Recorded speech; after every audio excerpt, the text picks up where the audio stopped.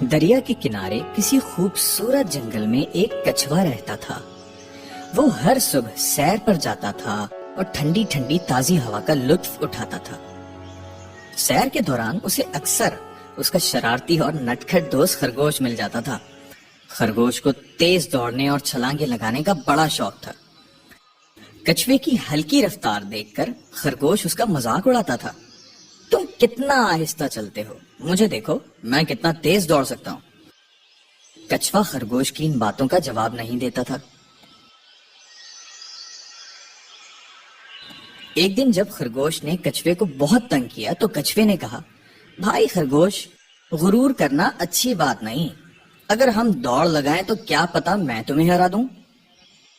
خرگوش یہ سن کر خوب ہنسا اور کہنے لگا، میں تم سے بہت تیز دوڑتا ہوں، دوڑ تو میں ہی جیتوں گا، آ جاؤ آج دوڑ لگا ہی لیں۔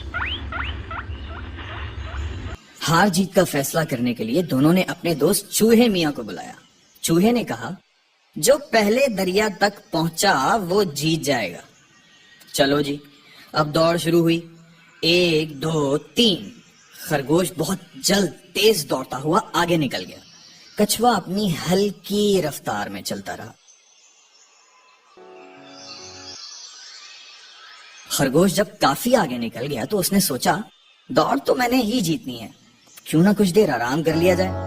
یہ سوچ کر خرگوش ایک درخت کے نیچے سو گیا۔ دوسری طرف کچھوا ہلکے ہلکے چلتا رہا اور دوڑ جیت گیا۔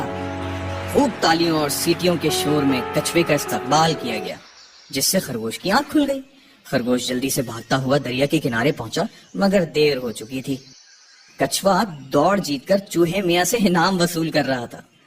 خرگوش کو بہت شرمندگی ہوئی۔ اس نے آگے بڑھ کر کچھوے کو جیتنے کی مبارکباد دی اور وعدہ کیا کہ وہ پھر کبھی کسی کا مذاق نہیں اڑائے گا۔ یہ دیکھ کر تمام جانوروں نے دونوں کے لیے تالیاں بجائیں۔ بچوں، اس کہانی سے ہمیں سبق ملتا ہے کہ دوسروں کا مذاق نہیں اڑانا چاہیے اور نہ ہی خود پر غرور کرنا چاہیے۔